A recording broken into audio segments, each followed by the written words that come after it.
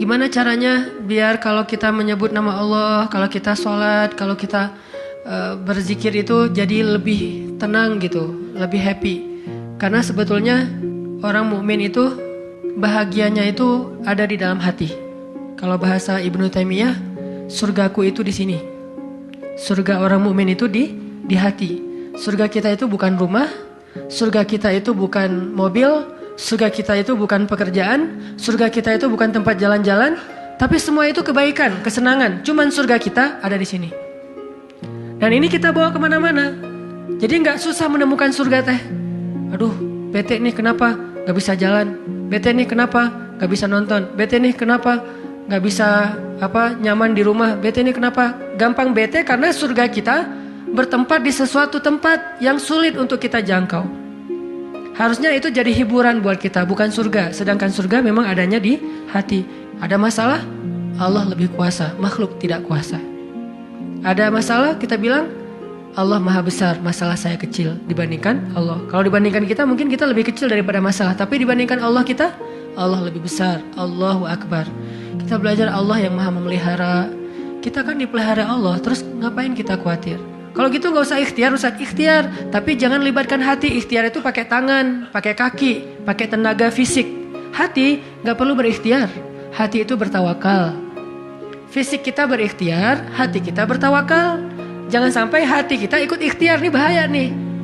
Kalau hati kita ikut ikhtiar, berarti kita lebih percaya kepada makhluk daripada Allah. Nanti akan mentok, kalau udah mentok putus asa, itu penyebabnya. Gara-gara hatinya baper dengan ikhtiar. Ketika jalan-jalan ikhtiar itu tertutup, hati kita jadi give up. Nyerah aja deh. Sedangkan kalau hati kita gak ikhtiar, dia cuma tawakal. Jalan tertutup, dia masih bilang Allah maha kuasa. Ala kulli syai'in qadir. Segala sesuatu Allah maha bisa. Gak mungkin gak bisa. Tetap. Makanya jangan ikhtiar pakai hati. Ikhtiar pakai tenaga. Hati tawakal babnya. Sehingga tawakal itu amal hati. Ikhtiar itu amal fisik. Kan dalam Islam tuh ada amal batin, ada amal zahir ya. Amal batin hati, amal zahir fisik kita. Ikhtiar amal zahir, jangan dicampur dengan amal batin. Coba teman-teman buka deh surat Hud, surat 11. Kalau ragu tentang rezeki baca nih ayat nih. Surat 11, surat Hud ayat 6. Wa ma min dabbatin fil ardi illa 'ala Allahi rizquha wa ya'lamu mustaqarraha wa mustawda'aha kullun fi kitabim mubin. Tidak ada satu hewan melata pun di muka bumi kecuali Allah menjamin rizkinya. Ini amalan hati nih.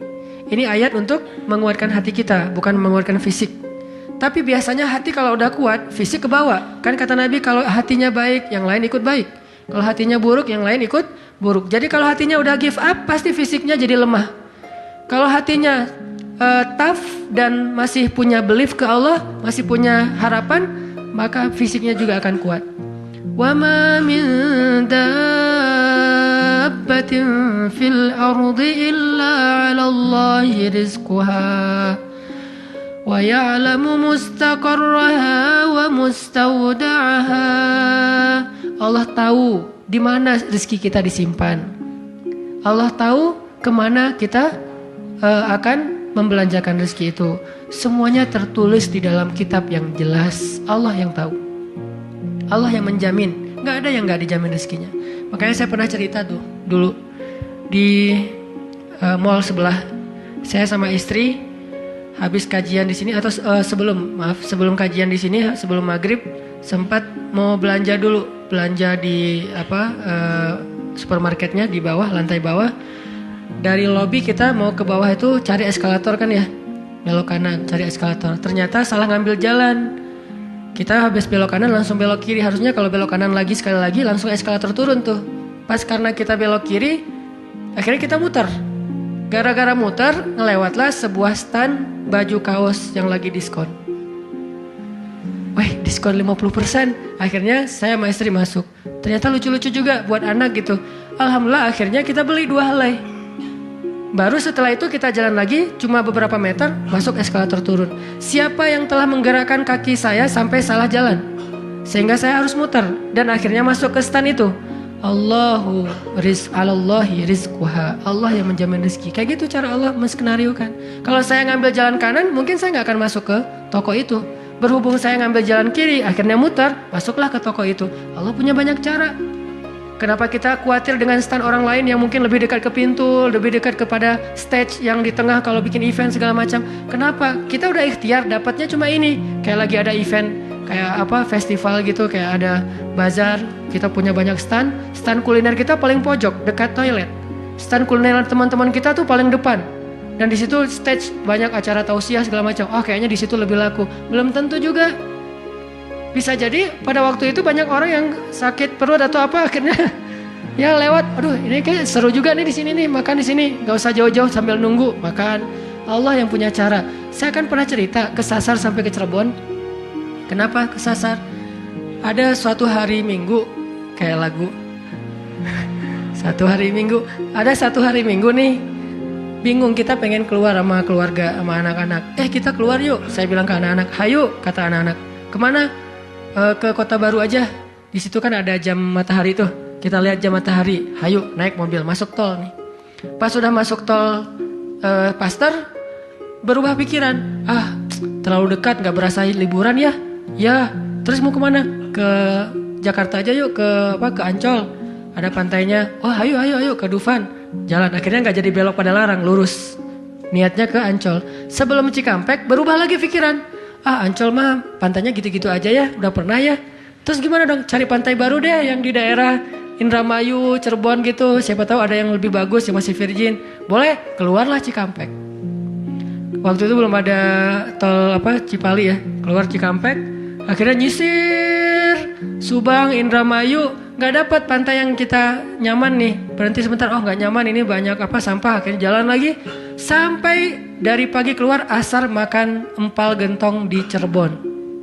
Siapa yang mendatangkan saya ke warung empal gentong itu? Pas kita masuk, orangnya bahagia banget gitu.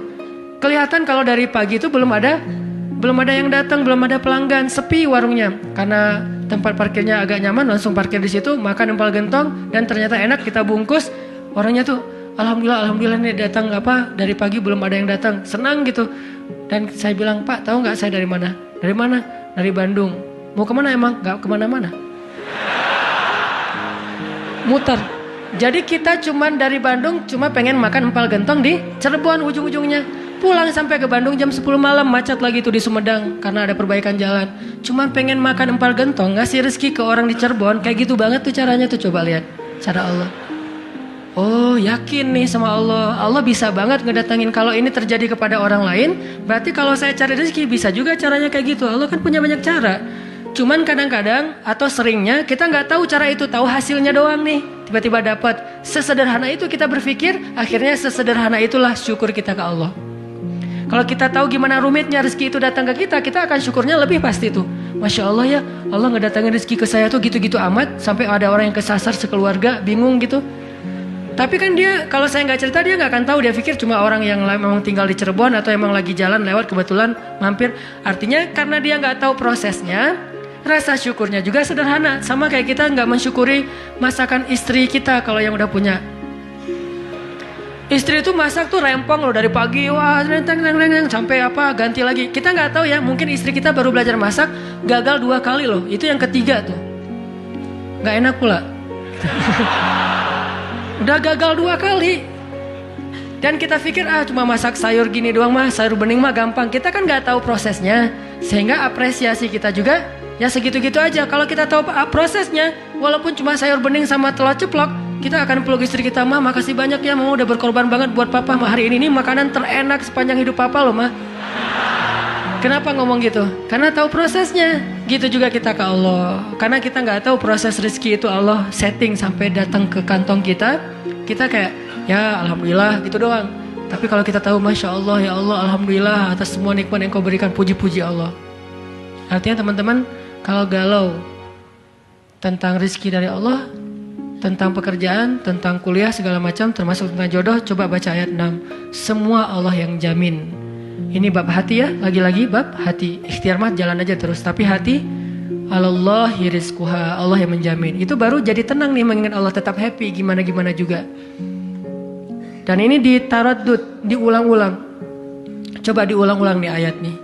Jadikan salah satu ayat favorit. Kalau kita lagi galau langsung baca ayat ini berulang-ulang sendiri kalau bisa. Baca dulu terjemahannya, hafal. Kalau udah hafal terjemahannya tinggal baca ayatnya berulang-ulang. Sebelum tidur mungkin kalau yang paling tenang. Kalau khawatir nggak bangun tahajud ya udah sebelum tidur baca. Wa ma min dabbatin fil ardi illa 'alallahi rizquha. Diulang. Itu beda banget loh rasanya. Belajar untuk mentafakuri kebesaran Allah sehingga kalau kita nanti ada masalah mengingat Allah lebih mantap.